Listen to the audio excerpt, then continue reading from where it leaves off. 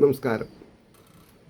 ശ്രീകൃഷ്ണ കഥാമൃതം ഭാഗം 759. ഓം ഗം ഗണപതയേ നമഃ. ഓം സം സരസ്വതേ സ്വാഹ. ഓം ശ്രീ ഗുരുഭ്യോ നമഃ. ഓം ശ്രീ രംഗനാഥ ശർമ്മണേ നമഃ. നാരായണ നാരായണ നാരായണ നാരായണ നാരായണ നാരായണ നാരായണ നാരായണ നാരായണ നാരായണ നാരായണ. ഓം ശ്രീകൃഷ്ണാർപ്പണമസ്തു. ഓം ശ്രീകൃഷ്ണായ പരമാത്മനേ നമഃ. ഓം ശ്രീകൃഷ്ണായ പരബ്രഹ്മണേ നമഃ. ഹരേ രാമ രാമ രാമ ഹരേ ഹരേ. ഹരേ കൃഷ്ണ കൃഷ്ണ കൃഷ്ണ ഹരേ ഹരേ. ഓം ശ്രീ രുക്മിണി സത്യഭാമ സമേത ശ്രീ ഗോപാലകൃഷ്ണസ്വാമിനേ നമഃ. ശ്രീ കൃഷ്ണ കഥാമൃതം ഭാഗം 759. അതായത് ഭഗവാന്റെ ഉപാസനാകാന്ഡം എന്നുള്ളതിൽ 29-ാം സർഗം സജ്ജന ലക്ഷണം പൂജാവിധി എന്നുള്ള ഭാഗമാണ് നമ്മൾ പറഞ്ഞുകൊണ്ടിരിക്കുന്നത്. അതിൽ 23-ാമത്തെ ശ്ലോകമാണ് നമ്മൾ പറഞ്ഞു നിർത്തിയിട്ടുള്ളത്. അതെന്തായിരുന്നു എന്ന് ചോദിക്കുകയാണെങ്കിൽ, സത്യവും ക്ഷമയും മറ്റും ആത്മാവിനണയിപ്പവൻ, ഉറങ്ങും ജീവനെ വിളിച്ചുണർത്താൻ കഴിവുള്ളവൻ എന്ന് പറഞ്ഞാൽ, ഒരു ശരാശരി വ്യക്തിക്ക് സത്യവും ക്ഷമയും ഉണ്ടായാലേ ഗുരുപദം എന്നുള്ളത് കിട്ടുള്ളൂ. ഗുരുപദത്തിന് 2 താങ്ങുകളാണ്. എന്താണത്? സത്യവും ക്ഷമയും. അതുള്ള ഒരാൾക്കാണ് ഉറങ്ങിക്കൊണ്ടിരിക്കുന്ന എന്ന് പറഞ്ഞാൽ ലൗകികതയിൽ മുങ്ങിയിരിക്കുന്ന ആധ്യാത്മിക പ്രവണതയില്ലാത്ത ഒരാളെ വിളിച്ചുണർത്തി ആധ്യാത്മികത്തിൽ പ്രീതി ജനിപ്പിക്കാനുള്ള കഴിവുണ്ടാവുള്ളൂ. സത്യവും ക്ഷമയും വേണമെന്നാണ് പറഞ്ഞത്. ഇനി 24-ാമത്തെ ശ്ലോകം നോക്കാം.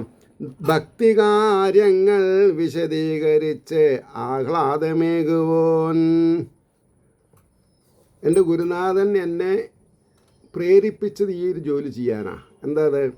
ഭക്തികാര്യങ്ങൾ വിശദീകരിച്ച് ആഹ്ലാദമേകുവോൻ, നിഷ്പ്രയോജനമാം വാദങ്ങളിലൊന്നും പെടാത്തവൻ. നിഷ്പ്രയോജനമായ വാദങ്ങളിലൊന്നും പെടാതെ ഇരിക്കാൻ നമ്മൾ ശ്രദ്ധിക്കണം. വർണ്ണാശ്രമാദിയാലേതും അഭിമാനിച്ചിടാത്തവൻ. ദുരഭിമാനം പാടില്ല എന്നാ. വാട്ട് വി നോ ബെസ്റ്റ് അല്ലേ? അപ്പോൾ വർണ്ണാശ്രമാദിയാലേതും അഭിമാനിച്ചിടാത്തവൻ, ആസ്തിക്യഭാവം നിന്നിച്ചൊരക്ഷരം ചൊല്ലിടാത്തവൻ. സത്യത്തെ വിട്ട ഒരു കളിയും കളിക്കില്ല അയാൾ. എന്നാൽ അതാണ് ആസ്തിക്യഭാവം നിന്നിച്ചൊരക്ഷരം ചൊല്ലിടാത്തവൻ. മറ്റോരേകുന്ന മാനത്തിന് ആഗ്രഹിക്കാതിരിപ്പവൻ. അവാർഡുകൾ ഇന്ന കമ്മിറ്റി ഇന്ന ക്ഷേത്രങ്ങളൊക്കെ അവാർഡ് തരണം എന്നുള്ള താല്പര്യം വെച്ച് പുലർത്തരുതെന്നർത്ഥം. മറ്റോരേകുന്ന മാനത്തിന് ആഗ്രഹിക്കാതിരിപ്പവൻ, മടി കൂടാതെ ചെയ്യേണ്ടതൊക്കെയും ചെയ്തിടുന്നവൻ. എന്താണെന്നാ പറയുക? കടമകളും കടപ്പാടുകളാണെന്ന് വിചാരിച്ച് ജീവിക്കണം. കടമകളെയും കടപ്പാടുകളെയും തിരസ്കരിച്ചു കൊണ്ടൊരു ജീവിതം അഭികാമ്യമല്ല എന്നാണ് പറഞ്ഞത്.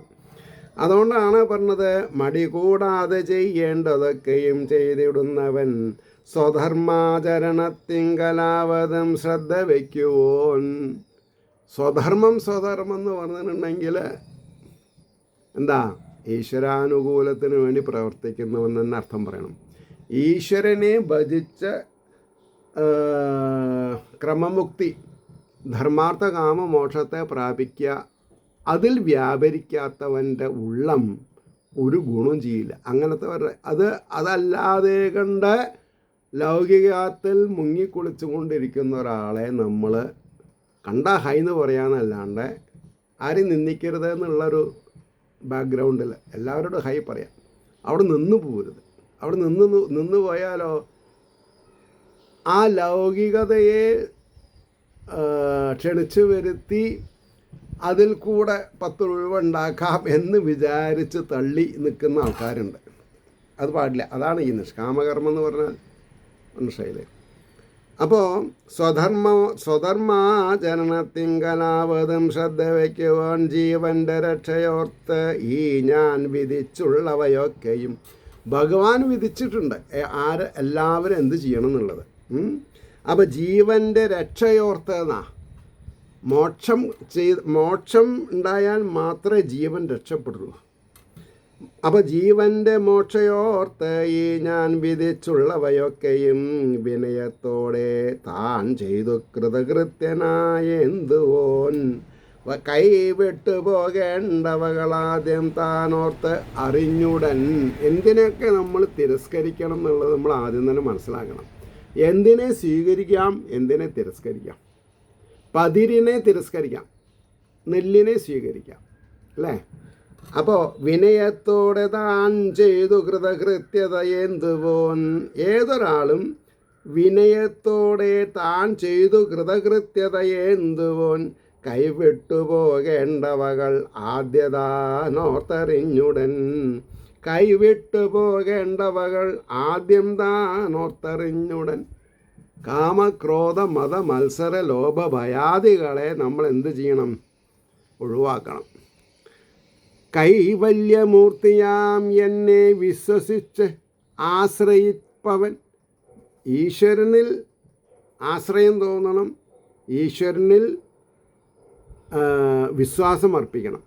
അടുത്തണയുകിൽ പോലും ആത്മശുദ്ധി വളർത്തുവോൻ.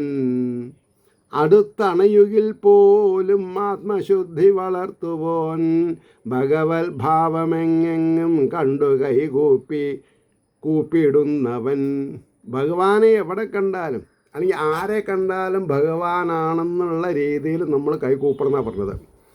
ഭഗവത് ഭാവമെങ്ങെങ്ങും കണ്ടു കൂപ്പിടുന്നവൻ ഈ മറ്റഴും സൽഗുണങ്ങളുണ്ടാം ഉത്തമ സാധുവിൽ. ഈ ഒരു ഗുണം ഉത്തമ സാധുവിൽ കാണാം. ഈ ഒരു ഗുണം ഇല്ലാത്തവർ ഉത്തമ സാധുക്കളല്ല എന്ന് വിവക്ഷ. അടുത്തത് 31-ാമത്തെ ശ്ലോകം പറയുന്നു.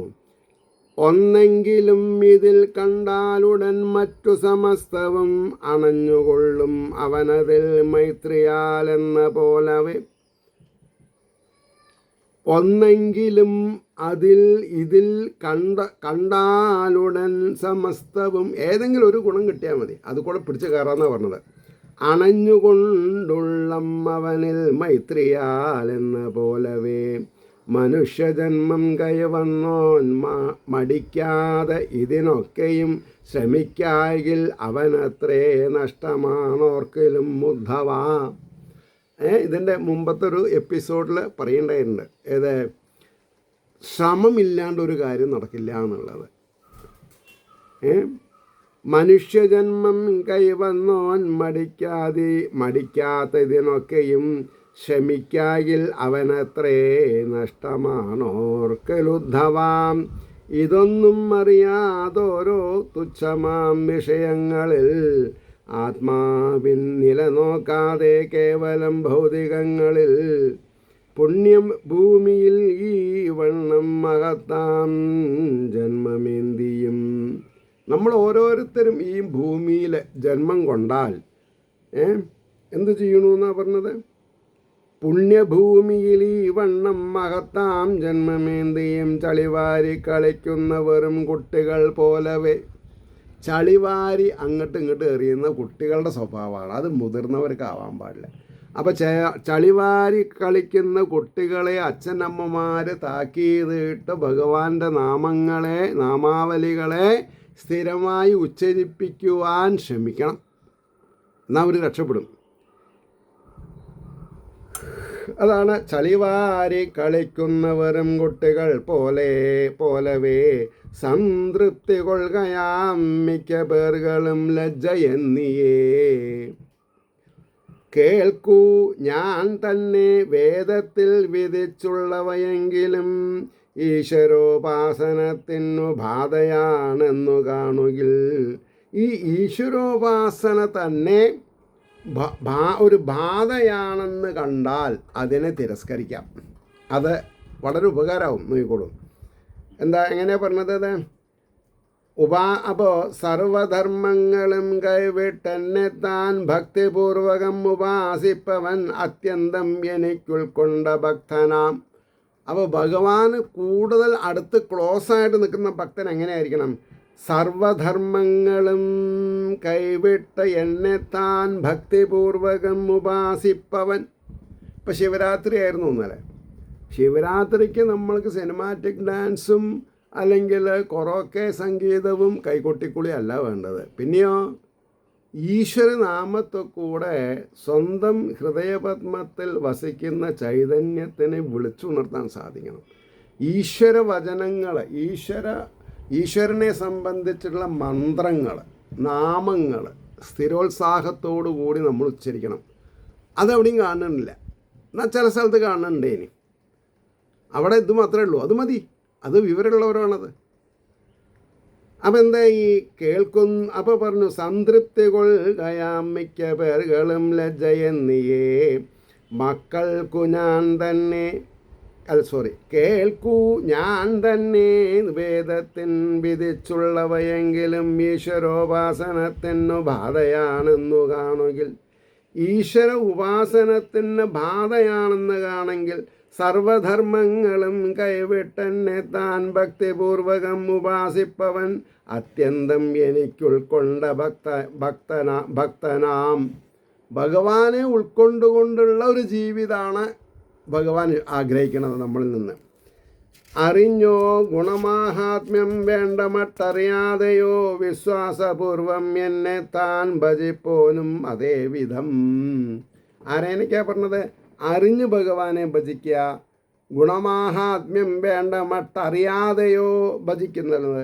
വിശ്വാസപൂർവം എന്നെ താൻ ഭജിപ്പോനും അതേ വിധം.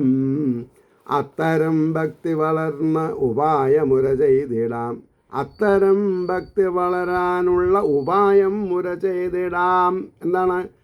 അമ്പലങ്ങളിൽ വന്നേച്ചും നല്ലോരെ ചെന്നു കൂപ്പിയും ക്ഷേത്രങ്ങളെ ദർശിക്കുക. അങ്ങനെ ക്ഷേത്ര സംബന്ധമായ കാര്യങ്ങളോടനുബന്ധിച്ചിട്ടുള്ള നല്ലോറുകളെ കൈകൂപ്പുക.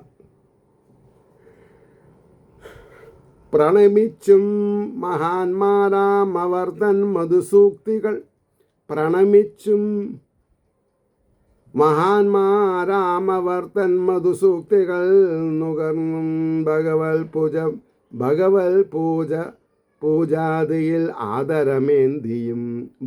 ഭഗവത് പൂജകളിൽ ആദരവുണ്ടാവണം. അവരവർ ചെയ്തിട്ടില്ലെങ്കിലും പ്രശ്നമില്ല, ചെയ്താൽ നന്നായി. പക്ഷേ മറ്റുള്ളവർ ചെയ്യുന്നതിൽ നിന്ദ പാടില്ല. നിന്ദ ഉണ്ടായ എന്താ കുഴപ്പം?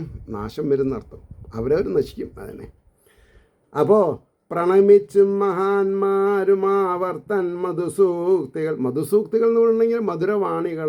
നുകർന്നും ഭഗവത് പൂജാതിയിൽ ആദരമേന്തിയും ഗുണകർമ്മങ്ങൾ കീർത്തിച്ചും എന്നെ ധ്യാനിച്ചും ഉദ്ധവാം കഥാമൃതത്തെ സേവിച്ചും ശ്രീകൃഷ്ണ കഥാമൃതത്തെ സേവിച്ചും ലഭിപ്പതു സമസ്തവും. എല്ലാം കിട്ടുന്ന പറഞ്ഞത്. എല്ലാം what ever you want, what ever you need will get it. അപ്പോൾ പറഞ്ഞു, എനിക്കർപ്പിച്ച ദേഹാദി സർവം ദാസൻ്റെ മാതിരി. നമ്മുടെ ശരീരം ഭഗവാനെ സേവ ചെയ്യാനുള്ള ഉപകരണമായിട്ട് നമ്മൾ കണ്ടാൽ മതി. എനിക്കർപ്പിച്ചു. അപ്പോൾ കഥാമൃതത്തെ സേവിച്ചും ലഭിപ്പതു സമസ്തവും.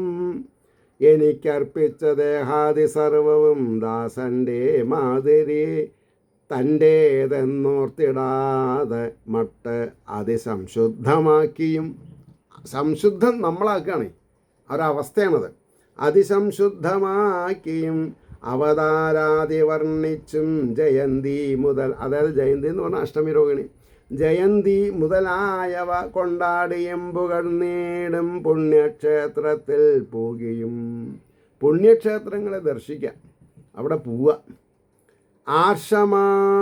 ആർഷമാം മതിവിഖ്യാതം അമൃതസ്തോത്രപദ്യവും മഹാഭക്തോത്തമന്മാർ തൻ പേരഴും പല ഗീതവും. മഹാന്മാരെ എന്നെ പറ്റി വർണ്ണിച്ചിട്ടുള്ള മഹത്തായ ഗീതങ്ങൾ ചൊല്ലിക്കൊണ്ടിരിക്കുക.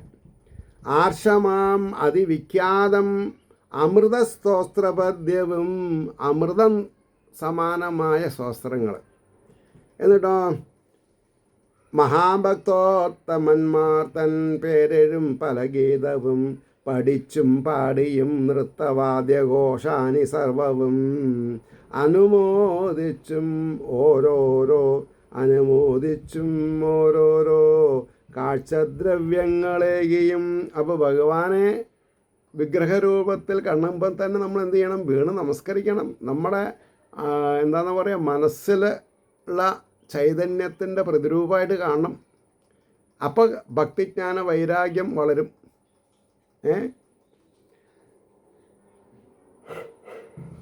അപ്പോൾ പറയണു, പഠിച്ചും പാടിയും നൃത്തവാദ്യഘോഷാദി സർവവും അനുമോദിച്ചും ഓരോരോ കാഴ്ചദ്രവ്യങ്ങളേകിയും ദേവപ്രതിഷ്ഠ മുതലാം പലേ പുണ്യപരിശ്രമം തനിച്ചും പലരോടൊത്തും ചെയ്യാം ശുദ്ധമനസ്കനായി. ഏത് കർമ്മം ചെയ്യുമ്പോഴും ശുദ്ധമായ മനഃശുദ്ധി വേണം, ശുദ്ധ മനഃസ്ഥിതി. എന്നാലിതൊന്നും ഞാൻ ചെയ്തെന്ന് അഭിമാനിച്ചിടായകവാൻ ഭക്തനാണെന്നും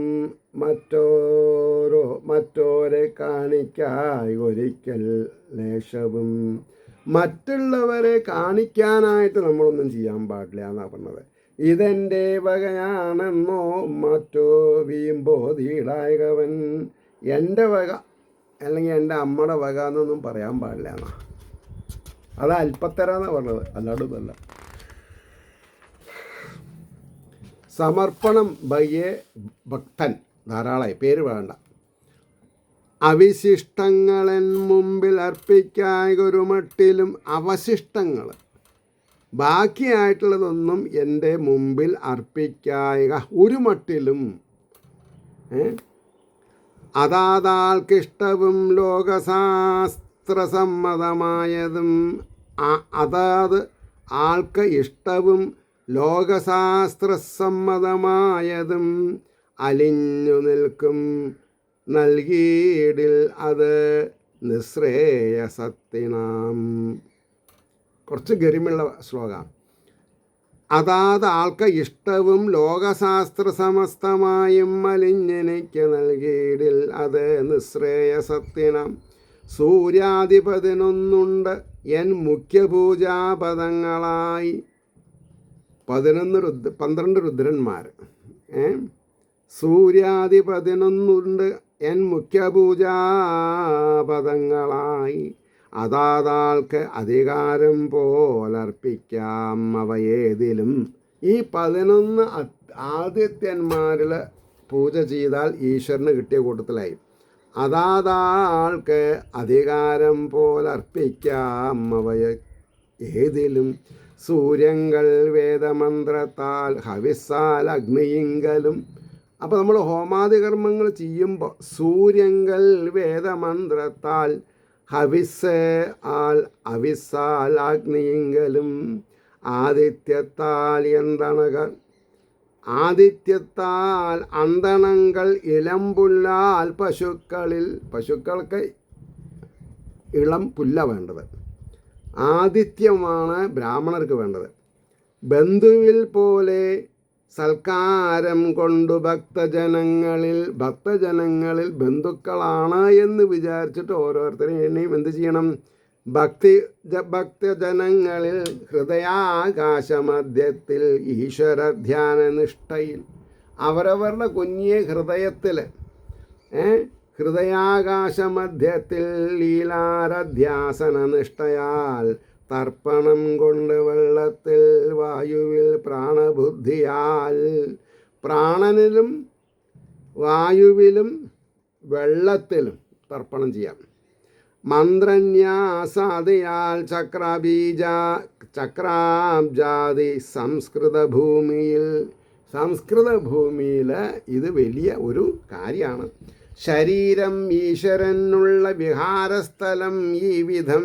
ഈ ശരീരം സ്ത്രീക്കും പുരുഷനും ബന്ധപ്പെടാൻ മാത്രമല്ല, പിന്നെന്തിനാ? ശരീരം ഈശ്വരനുള്ള വിഹാരസ്ഥലം ഈ വിധം വിചാരിച്ചാദരിക്കണം. വിധി പോലെ സപര്യയാൽ അവരവരുടെ വിധി പോലെ സ്വന്തം പരിശ്രമപരമായിട്ട് ഇങ്ങനെ ദിവസങ്ങളെ തള്ളി നീക്കണം. സമസ്തഭൂതങ്ങളെയും അന്തര്യാമി സൽരൂപനായി, സമസ്തഭൂതങ്ങളെയും എല്ലാ ജീവജാലങ്ങളെയും അന്തര്യാമി സ്വരൂപനായി വിളങ്ങുന്നത് ഞാനെന്നാണെന്നോർത്ത് പൂജിച്ചു കൊള്ളണം. ജഗതീശ്വര പ്രഭാവമാണ് എല്ലാ ജീവന്മാരിലും എന്നുള്ളൊരു ധാരണ ഉണ്ടായാൽ എളുപ്പമായി എന്നാണ് പറഞ്ഞത്. വിളങ്ങുന്നത് ഞാനെന്നോർത്ത് പൂജിച്ചു കൊള്ളണം. ശ്രദ്ധാപുരസ്കരം സൂര്യൻ മുമ്പായ 11 ശ്രദ്ധാപുരസ്സരം സൂര്യൻ മുമ്പായ 11 ശംഖചക്രഗദാ പത്മം അവിഭൂഷിതകരാംബുജം. അവിഭൂഷിതം എന്ന് പറഞ്ഞാൽ കയ്യിൽ വലിയ എന്താണെന്നാ പറയുക, സ്വർണത്തിൻ്റെ ഒന്നും കാണാനില്ല, ആഭൂഷണങ്ങളില്ല ചുരുക്കത്തിലെന്നർത്ഥം. അപ്പോൾ ശ്രദ്ധാപുരസരം സൂര്യൻ മുമ്പായ 11 ശംഖചക്രഗദാ പത്മവിഭൂഷിതകരാംബുജം തോളിലിട്ടു. അല്ലെങ്കിൽ അതുകൊണ്ട് നമസ്കരിച്ചുകൊണ്ട് കാര്യമില്ല, അതിന് പിന്നിലുള്ള സിൻസിയറിറ്റി എന്താണെന്ന് വിളിച്ചറിയാൻ സാധിക്കണം. അപ്പോൾ പറഞ്ഞു മന്ദസ്മിതാദ്രസുമുഖം ഭഗവത് രൂപമുത്തമം. എല്ലാവരിലോടും മര്യാദ പുരുഷോത്തമന്മാരായിട്ട്, അല്ലെങ്കിൽ എന്താണെന്നാ പറയുക, ബന്ധസ്മിത ആർദ്രസുമുഖം, കണ്ടാൽ ആർദ്രത തോന്നുന്ന മുഖത്തോടു കൂടി പതിഞ്ഞ സ്വരത്തിൽ ഈശ്വരനോട് പ്രാർത്ഥിക്കാം. മന്ദസ്മിതാദ്രസുമുഖം ഭഗവത് രൂപമുത്തമം ധ്യാനിച്ചുകൊണ്ടു പൂജിച്ചു കൊള്ളേണം. ശാന്തചിത്തനായിട്ട് വേണം ഭഗവാനെ പൂജിക്കാൻ. വിഷ്ണു ഭക്തരെ ഓർത്ത് ഞാൻ ഈ വണ്ണം മുര ചെയ്തതാം. ഞാൻ ഈ പറയുന്നതിൻ്റെ ബേസ് എന്താ? വിഷ്ണു ഭക്തന്മാരെ ഓർത്ത് ഞാൻ ഈ വണ്ണം മുര ചെയ്തതാം. അതാള് ഇഷ്ടദൈവത്തെ എന്നും മാത്രം ഇതിൽ പൊരുൾ. എല്ലാവരും ഇതിനൊരു പൊരുളുണ്ട്. ആ പൊരുൾ എന്താണ്? അതാത് ആൾക്ക് ഇഷ്ടദൈവത്തെ എന്നു മാത്രം ഇതിൽ പൊരുൾ. അത്രയേ ഉള്ളൂ. അടുത്തത് 59. മഹാമന്ന ദാനാദികളാൽ അഗ്നിയാദികളെ മാനുഷൻ പൂജിക്കലും അധിഷ്ഠാന രൂപനാം ഞാൻ കനിഞ്ഞിടും. അധിഷ്ഠാന രൂപമായിരിക്കുന്ന ഞാൻ തെളിഞ്ഞിരിക്കുക കാരണം ആ തെളിമയുടെ ഗൗരവം നിങ്ങളിൽ എന്തിക്കാൻ ഞാൻ ബദ്ധാശ്രദ്ധനാണ്. പുണ്യത്താലാവിധം സാധുസംഗതിക്കിടയായി വരും. പുണ്യത്താൽ ആവിധം സാധുസംഗീതക്കിടയായി വരും. എന്നത്തേനാശ്രയിച്ചേടും അവരോടുള്ള ചേർച്ചയും. എന്നെത്താൻ ആശ്രയിച്ചേടും അവരോടുള്ള ചേർച്ചയാൽ. അവസാനത്തെ ശ്ലോകം, അവസാനത്തല്ല, ലാസ്റ്റ് പെട്ടുവാൻ. ഉയരും ഭക്തിയല്ലാതെ മറ്റൊന്നും ജഗത്തിതിൽ. ഭക്തി ഉയരാൻ ഭക്തി ലക്ഷണങ്ങൾ പ്രകടിപ്പിക്കാൻ തന്നെ നിവൃത്തിയുള്ളൂ. ഉയരും ഭക്തിയല്ലാതെ മറ്റൊന്നും ത്രിജഗത്തിതിൽ. സംസാരതരണത്തിനൊരുപായം കാൺമീല ഞാൻ. അപ്പോൾ ഭക്തിപ്രസ്ഥാനത്തു കൂടെ മോക്ഷം നേടാം എന്നല്ലാണ്ട് വേറൊന്നും നടക്കില്ല എന്നാണ് പറഞ്ഞത്. അങ്ങെത്രയും പ്രിയസഖാവ് അതിബുദ്ധിമാനും എന്നല്ല ഭക്തകുലം മഞ്ജുളമൗലീരത്നം എന്നോർത്തു മാത്രം മുര ചെയ്വൂ. രഹസ്യം ഒന്നിതെങ്ങും ഏറെ വെളിവാക്കരുതത്ര ഗോപ്യതം. വളരെയധികം ഗോപ്യമാണെന്ന് പറയാൻ കാരണം എന്താ, പരോക്ഷമായിട്ട് തെങ്ങിൻ്റെ മുകളിൽ വെച്ച് പറയേണ്ട കാര്യങ്ങളല്ല ഇത്. കേൾവിക്കാരുടെ ചോദ്യത്തിന് ഉത്തരമായിട്ട് സാധകന്മാരുടെ മുഖത്ത് നോക്കി പറയേണ്ട കാര്യങ്ങളാണ്. ഇത് ശ്രീകൃഷ്ണ കഥാമൃതേ കലികൽമഷനാശനേ ഉപാസനാകാണ്ഡ ഏകോനത്ര സസർഗ സർവത്ര ഗോവിന്ദനാമ സങ്കീർത്തനം ഗോവിന്ദ ഗോവിന്ദ. അപ്പം നാളെ 30ാമത്തെ ശ്ലോകമാണ്, അല്ല 30ാമത്തെ സർഗ്ഗമാണ്. ആത്മാശ്രയം. നമ്മൾ ആരായനെയാണ് ആശ്രയിക്കേണ്ടത്? ആത്മാവിനെ ആശ്രയിച്ചാൽ കാര്യങ്ങൾ നന്നാവുന്നതാണ്. അതിനെപ്പറ്റി നമുക്ക് നാളെ പറയാം. ഏവർക്കും ശ്രീഹരിയുടെ അനുഗ്രഹാശിസ്സുകൾ നിർലോഭം ഉണ്ടാവട്ടെ എന്ന് പ്രാർത്ഥിക്കുന്നതിനോടൊപ്പം ലോകാ സമസ്ത സുഖിനോ ഭവന്തി ആയിരിക്കട്ടെ നമ്മുടെ പ്രാർത്ഥന എന്ന് ഓർമ്മിപ്പിച്ചുകൊണ്ട് വാക്കുകൾ ഉപസംഹരിക്കുന്നു. നാളെ കാണാം.